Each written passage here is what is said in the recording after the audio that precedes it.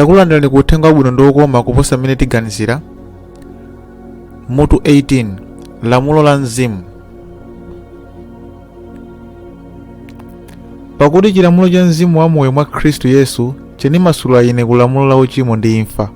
Aroma 8:2. Vesi iyi ndi modzi mwa mfungulo la kumvetsetsa chikhalidwe chenicheni cha chilungamo ndi momwe chimagwira ntchito mwa okhulupirira. Kuti vesi tanthauzo la mawuwa, choyamba tiyenera kumvetsetsa kuti Paulo ananena za malamulo atatu osiyanasiyana mu buku la Roma. Choyamba pali lamulo la malamulo khumi. Chachiwiri pali lamulo la uchimo ndi imfa.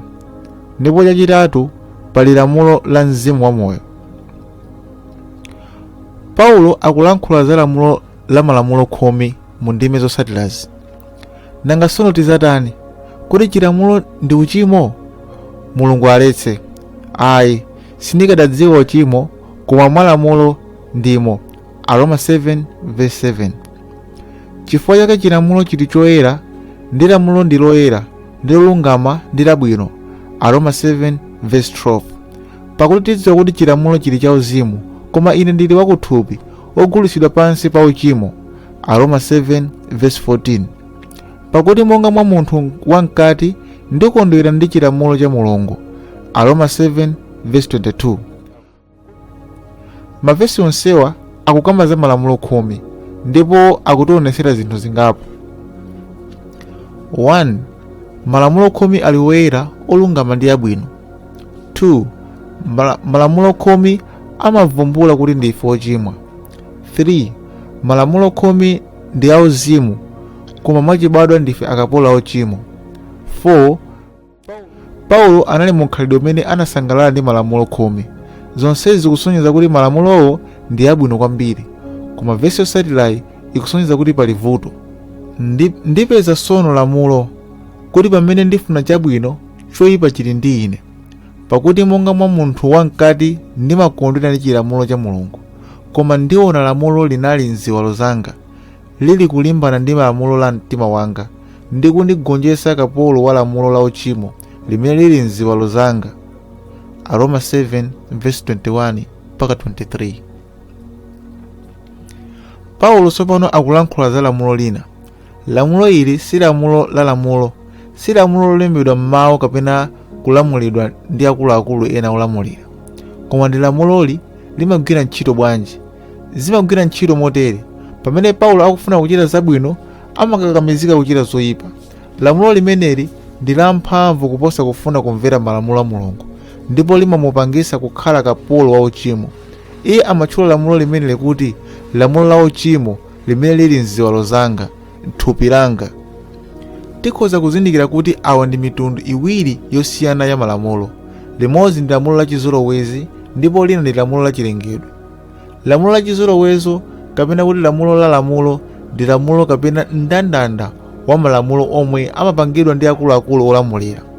Malamulo khumi ndi malamulo ovomerezeka, amalangiza anthu kuchita zina zake, ndiye amene amamvayo ayenera kuyankha, ayenera kusankha kumvera kapena kusamvera.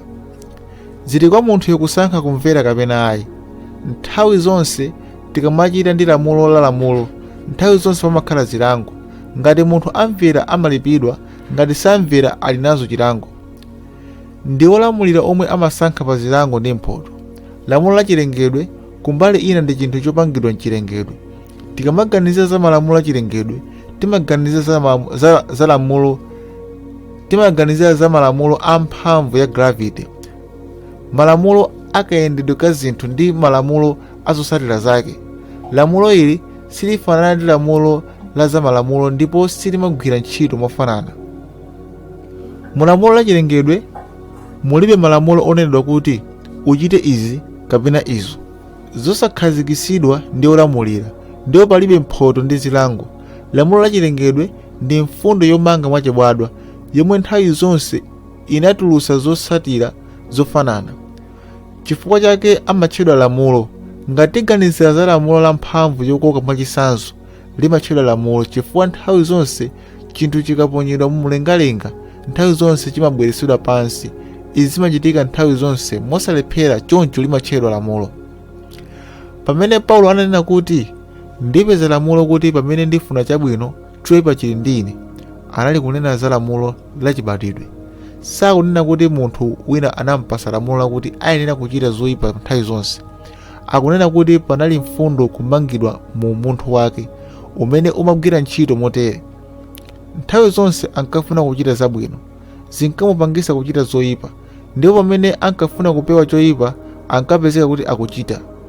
Fundo imeneyi sakanasusidwa.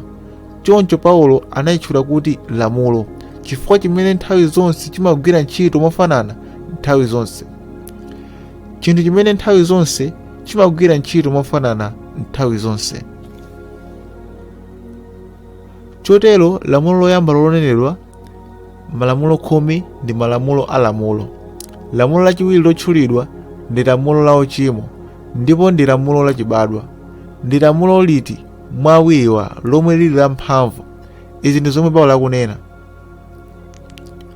Pakuti chimene chilamulo sichinathe kuchita, popeza chinali chofowoka mwa thupi, Mulungu anatumiza mwana wake wa Iye yekha m'chifanizo cha thupi la uchimo, ndi chifukwa cha uchimo nasusa uchimo m'thupi. Aroma 8:3. Paulo akunena kuti chilamulo, kapena kuti malamulo, chinali chofowoka chifukwa cha thupi. Kuti chilamulo chinali chofowoka njira yotani? Chinali chofowoka chifukwa sichikanabala chilungamo. Izo sizikanatha kugonjetsa tchimo, ndipo chifukwa chake chinali chokuchita thupi la uchimo, maganizo a thupi. Pali lamulo m'malingaliro a thupi, thupi la uchimo lotchedwa lamulo la uchimo. Ndipo ponena za kuchita ndi thupi la uchimo, lamulo la uchimo lili la mphamvu kuposa malamulo 10. Malamulo 10 amafuna khalidwe labwino, koma lamulo la uchimo limakakamiza munthu kuchita zoyipa. Iye sangakane lamulo limeneli, ndipo ndi kapolo wa mbuye ameneyo wotchedwa uchimo. Choncho malamulo 10 sangathetse vuto la uchimo. Lamulo la chilengedwe limakhala la mphamvu nthawi zonse kuposa malamulo a zamalamulo. Lamulo la zamalamulo lingafune ndi kuopseza, koma malamulo a chilengedwe amachokera mkati ndipo amakwaniritsa zofuna zake mwachibadwa. Zimagwirizana ndi chibadwa ndi njira ya chilengedwe, choncho zimangokwaniritsidwa. Amamvera nthawi zonse. Chotero payenera kukhala china choposa lamulo la lamulo ngati vuto la uchimo liyenera kuthetsedwa.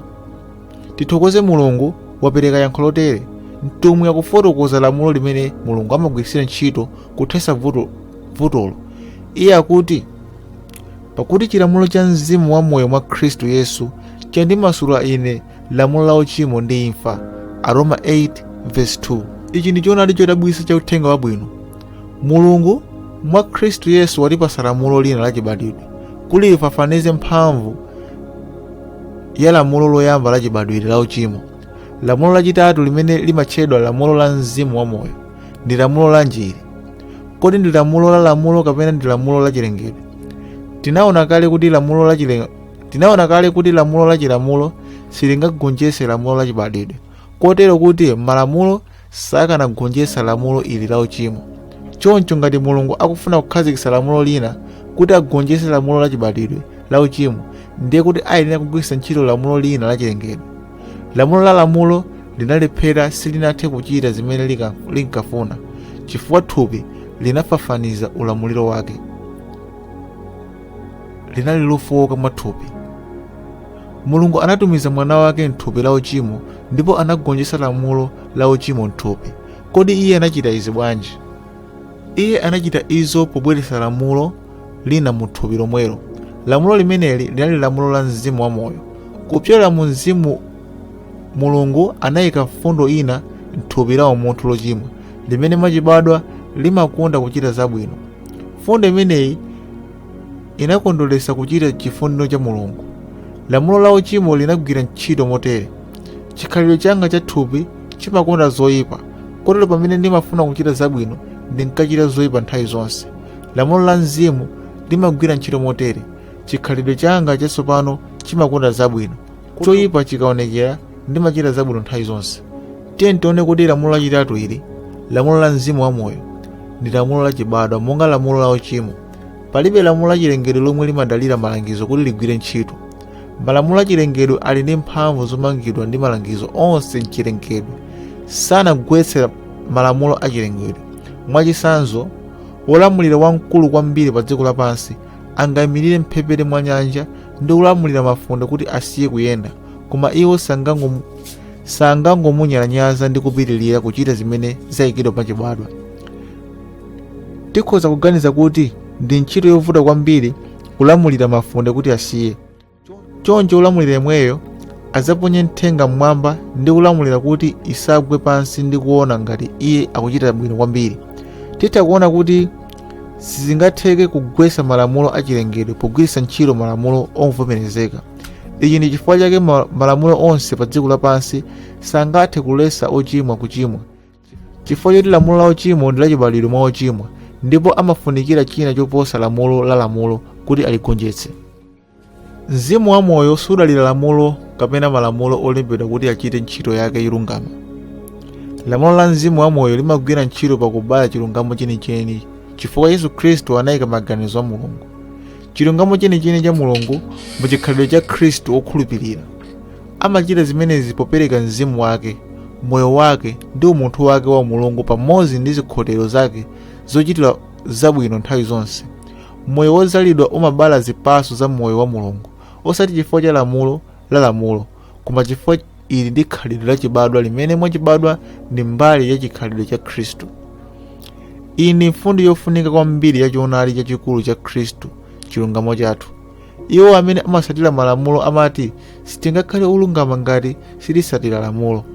Amavomereza kuti timafunikira Khristu kuti akhale olungama. Amati timafunikira mphamvu za Khristu, koma sangasiye lamulo lovomerezeka. Iwo amati tiyenera kugwirizana ndi lamulo kuti tidziwe chabwino ndi cholakwika, ndiyeno tiyenera kulabadira chilamulo ndi kufunafuna thandizo la Khristu pakulisunga. Koma choonadi ndichi, Mulungu watipasa ife moyo weniweni wa mwana wake. Ulemerero ukhale kwa Mulungu chifukwa cha chipulumutso chotere.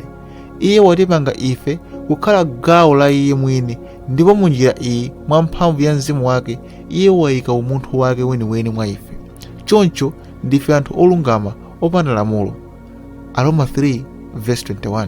Lamulo la mzimu wa moyo, lamulo la chilengedwe la chilungamo limadzaza m'miyoyo yathu ndi ntchito zabwino komanso chikondi ndi kuzikonda kwa Khristu popanda lamulo la lamulo. Ichi ndi chilungamo chimene sichitsutsana ndi lamulo la malamulo. Ichi ndi chilungamo chimene sichitsutsana ndi lamulo la malamulo khumi, chifukwa malamulowo ndi abwino, koma sizidalira kuti malamulo akwaniritsidwe kapena kufotokozedwa. Malamulo khumi amagwirizanabe ntchito. Malamulo khumi amagwirabe ntchito monga muyeso wosonyeza kuti ngati munthu ali ndi mzimu wa Mulungu mwa iye kapena ayi. Imagwiranso ntchito ngati mphunzitsi kubweretsa ochimwa kwa Khristu, koma sikofunikira ngati kazembe mmoyo wa Chikhristu. Akhristu amalamulidwa ndi lamulo limene lili logwira mtima kwambiri kuposa malamulo khumi, lamulo loposa chilichonse chimene chingalembedwe pamwala. Amalamulidwa ndi mzimu wa moyo wa Mulungu mwini wake. Ichi ndi choonadi chomwe chikufotokozedwa ndime zotsatirazi. Ndipo makutu anu azamva mawu kumbuyo kwanu akuti, njira ndi iyi, yendani inu mmenemo, potembenukira kudzanja lamanja, potembenukira kulamanzere. Yesaya 30:21. Koma iye amene ali wauzimu ayesa zonse, koma iye mwini sayesedwa ndi munthu, pakuti wadziwa ndani mtima wa Ambuye kuti akamulangize. Koma ife tili ndi maganizo a Khristu. 1 Korinto 2:15-16. Koma kudzoza kumene munalandira kwa iye kukhala mwa inu, ndipo simutsowa kuti wina akuphunzitseni, muzakhala mwa iye. 1 Yohane 2:27. Awa ndi mavesi wodabwisa. Chodabwisa kwambiri kuti ambiri akhulupirire. Werengani mosamala kuganizira zimene akunena. Khristu ali ndi mwayi wa chisogozo cha umwini chapamtima ndi Khristu mwini wake. Sangakukhala ndi malingaliro eni a Khristu, koma amasogozedwa ndi mzimu wake. Imeneyi ndiyo njira yothandiza kwambiri yotulitsira chilungamo kuposa njira ya malamulo, pamene munthu ankayenera kulabadira malangizo ochokera kunja. Ndongosolo lino la Khristu, munthu amachita zoyenera kuchokera mchilakolako chake, kuchokera mkati, kuchokera ku chikhalidwe chake chatsopano, Khristu kukhala mkati mwake. Uwu ndi uthenga woona wa chilungamo mwa chikhulupiriro. imazindikira kuti moyo wolungama ndi mphatso wochokera kwa Mulungu, zimaperekedwa kwa iwo amene azakhulupirira mwa Yesu Khristu ndi kuzipereka kotheratu kwa Iye. Anthu okonda chilamulo sangavomereze kuti chilungamo chingaperekedwe kotheratu ndi mogwira mtima ngati mphatso. Iwo amaona kuti tili ndi mbali yofunika kuchita kuti tigwirizane ndi lamulo ndi kuchitapo kanthu kuti ikhale olungama. Ichi ndi chifukwa chake amalimbikira kuti tiyenera kulamulidwa ndi lamulo, koma chipulumutso ndi mphatso ya ufulu ya Mulungu mwa Khristu. Ndi mphatso ya Mulungu 100%. Zomwe tingachite ndi kukhulupirira kapena kudalira Khristu. Zina zonse ndi mphatso. Ngati izi sizikanakhala choncho, ndiye kuti munthu akanakhala ndi chothandiza ndipo sichikanakhala ntchito ya Khristu kwathunthu, ndipo chikanakhala chisomo chonse. Atate wathu wakumwamba atithandize kumvetsa.